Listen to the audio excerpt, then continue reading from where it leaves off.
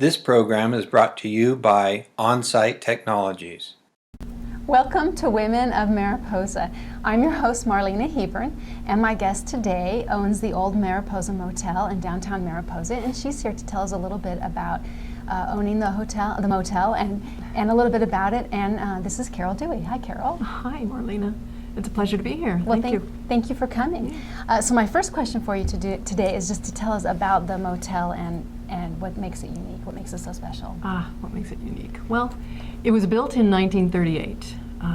A gal named Alice, who had a salon, wanted to have a place to live. So they built this, she and her husband Roy built this motel, the very first one in Mariposa, yes.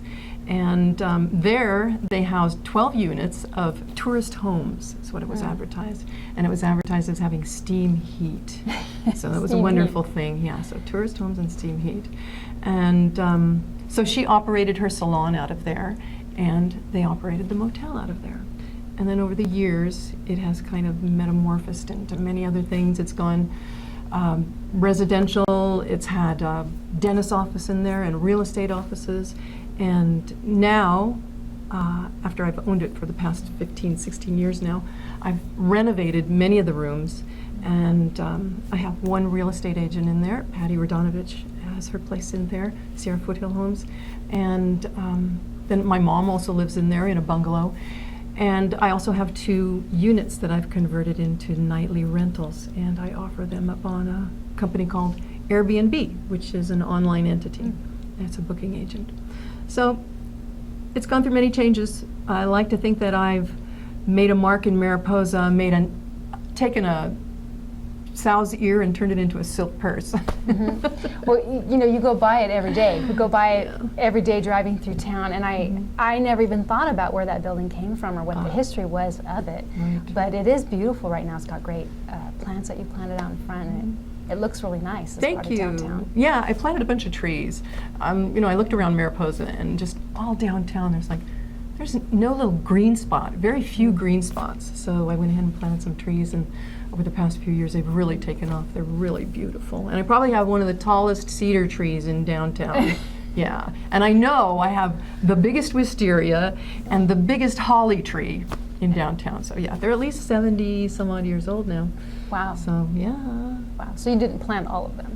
Some of them were there. No. Some of them were already there. Yeah, the wisteria was already there. They just need the tender, loving care to grow up. And with that wisteria, I then decided to rename the place. So it's no longer the Fremont Motel. It is now known as Wisteria Arbors. And the 2 nightly rentals are known as the Arbor Suites. Oh. So yeah, pretty classy, huh? Very nice. Very nice. So what brought you to Mariposa? When did you come to Mariposa, and what brought you to Mariposa in the first place? Well, I purchased property in Mariposa in 1982. No, 1984 actually, and then moved up here in 1989. But the real impetus for coming up here was I had 2 children at that time, my 2 daughters, Andriana and Juliana, and I wanted them to have a better life. And at that point in time, we lived in the South Bay area in a place called Los Gatos, which is a really beautiful little town, beautiful little tourist town, much in the way that this is. You know, it's really the tourist dollars that come through there. But it did become part of the Silicon Valley, of course, and so there's all that money there too. So the houses got bigger and the cars got more expensive and more people, and it was time to move on. So we came up here. And I've just really loved it and enjoyed it. It was wonderful to raise the girls in a rural area, close to the mountains, close to that river, and be able to enjoy life. I think that's the reason why a lot of us come up here is slow down a little bit, enjoy the community, and not be so bombarded with billboards and definitely. that fast pace. Yeah. Would we have 2 billboards down at the other end of town? Yeah. I think, and they advertise Mariposa, don't they? Yeah, I think so. I think so. So I was curious about your motel. Have you ever had any, or is there a history of any notable guests that have ever stayed there? Oh, all my guests are notable. Come on. You know, I don't know. I'd like to say that Crosby, Stills, and Nash maybe hung out there, but no, I don't think so. I do have one tenant, Miriam Costello. She has her Miriam and Company is now housed in my building downstairs. And the first, I want to say like the first month that she was moved in down there, she claimed that there was a ghost. Oh, she did? Yeah, she said, I came in last night and the basket was moved. And I, oh, okay, well, I don't know anything about that, but so, you know, if anybody's interested in ghosts, maybe they should come and check out Miriam's place. So you haven't had quite the wild history that some places in town maybe have No, had. no, not at all. The only notable thing that I recall that's notable for our area, for the people that live here, is when I was renovating room number 10, pulled up all the carpeting, and there on the floorboards, you know, it's real exact size lumber. If it's a 2x4, it's 2x4. Right. Yeah, the flooring is 4x1, and it really truly is. And here, etched in the floorboard there, was Mervyn Katamatry's name, and he was the fellow that did the flooring. It said 1937-38, Mervyn Katamatry. And he's related to the Williamses, so that was really cool. Called That's up Trent pretty right cool. away and said, hey, listen. It's a real piece of history, sort of Mm-hmm. handwritten. I don't know, there's just kind of a feel about it Yeah, when you see yeah. things like that. So it's like, I want to cut that little piece out of the carpet and let people say. Yeah, you should Yeah. put a little glass box over it. Really. Oh my goodness. So, in running the hotel, you've been there for a while now. What kinds of challenges have you come across, and how have you dealt with those? Challenges. Well, it's interesting when you have people that are residential and then you have tourists coming in too. You know, your people have to be good people because they're representing your town, and you want to have quality people in there. And I feel that now I really do have quality tenants in there that are full-time. And it's been fun to have people from all over the world hit our doorstep. I think it's given some of my tenants the opportunity to meet people from around the world. Wow. Yeah, and the young people that come and stay are like 30-something, you know, right in that era, like my children's age sort of, and they've got their travel wings on, boy, and their go shoes on, and they're coming to the United States and Wow. head towards Yosemite, do their hiking and their climbing, Right. and then come back to my place and relax and enjoy town. That's a really neat experience for you to be Oh, it is. interacting with those people from all over. Oh yeah, it's been wonderful fun. I've made lots of acquaintances. Yeah. And people that have stayed, said, come and stay with us. We're in Switzerland. Come and stay in us. And, you know, we're in Hungary. So it's like, yeah, we'll see. You need to plan that trip. I need to plan that trip. That's right. Exactly. Don't lose contact with those people. I know. And do you have any role models, anyone who's inspired you?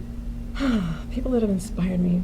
I was my dad's daughter, so I worked with him in the garage doing all kinds of creative things. But as far as other inspiration, I'd say that the young people here in Mariposa that have stepped up to open new businesses are an incredible inspiration. Like Flo and Aaron that have the alley, and so much going on there with trivia night on every other Wednesday, and their open tap things, and then Tara and Scott Eastwood with their new panini bar, which is wonderful. And Brianne and Andy downstairs at the Hideout. You know, some incredible things, music and whatever at all those venues. And then even Amanda at Anahata with her fair trade items.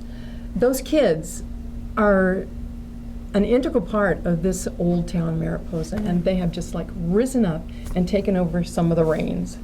And it's really inspirational to see when the kids do that. That's neat that you say that, because you can certainly feel a new vibe in Oh, town yeah. in the last couple of years. Oh, definitely. And even on a weeknight, when you drive through, Even there's on just a weeknight, buzz yeah. in town. It's not just Saturday and Sunday anymore. Right, Exactly. right.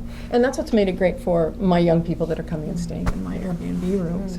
Yeah, I can give them a list of how many things they can do, even on a Monday or a Tuesday. Right. Yeah. And they can go really from place to appreciate- place Oh, and yeah. kind of enjoy the downtown. They have a blast. They have a blast. That's great, and that's such a great thing for Mariposa to have that vibe and that feeling and that culture that's being formed right there, right before our eyes. Yeah, it's a very creative culture. It really truly is, with all the music venues around here now, and then the groups too that we've sort of seen grow, like the Trespassers, and Right. Adam Burns Band, or excuse me, Bootstrap Circus. That one's still hard to get used to, Adam. So, do you have any advice for new hotel owners? Anybody, one of these young people coming into town thinking of starting a business, do you have any advice that you would give them? Oh, have fun. It's just, you know, don't take it too seriously. Just have some fun with it. There's so much that goes on here. The entrepreneurship is wide open here. You just have to pick it up and go. And the more excited you are about it, the more everybody else gets excited. Yeah. So you've been fairly successful in what you're doing. Mm-hmm. I just wanted to get into a little bit about what do you do in your daily life? What is your daily routine that keeps you focused and organized? It keeps me focused and organized. I have lots of things that I do. So organization, I don't know. I don't think I could give anybody advice on that one. It's just sort of do it. Do you have a routine? Do you have kind of a routine every day? Oh, sure. I wake up in the morning about 5 and just kind of feed the cat and go to the sugar pine and have breakfast. It's wonderful. Thank you, Susan. And then by 11 o'clock, or maybe earlier, my guests are leaving, and so then I'm cleaning their rooms and doing their laundry, and then I have the rest of the day pretty much to do whatever I want, like continue with my renovations, or go to the river, or take a hike up in the high country. Yeah. So, yeah. That's good. Mm-hmm. It's That's a wonderful good. life. It really, truly is. Do you have any favorite quotes? Maybe it's more of a way to live life, and it's just, I'm going to go until my wheels fall off. That's good. Yeah. That I did not expect that. That's good.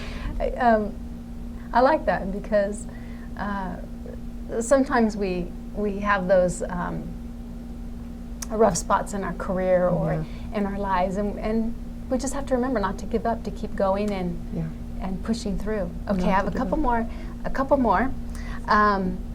Define success for me in about 10-ish words. 10-ish words. Okay, let's see. Having enough free time to hang out at the river.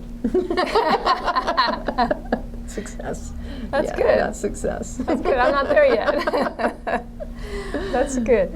So people that want to contact you, how can they find you? I'm right there in the middle of town between Savory's and the Sugar Pine restaurant. Again, it's Wisteria Arbors. And they can call me, 559-676-0854. Or they can book one of my rooms online at airbnb.com. Great. Yeah. Well, thank you for coming today. And thank you for joining us on Women of Mariposa. We'll see you next time. You're welcome. Thank you, Marlena. Thank you.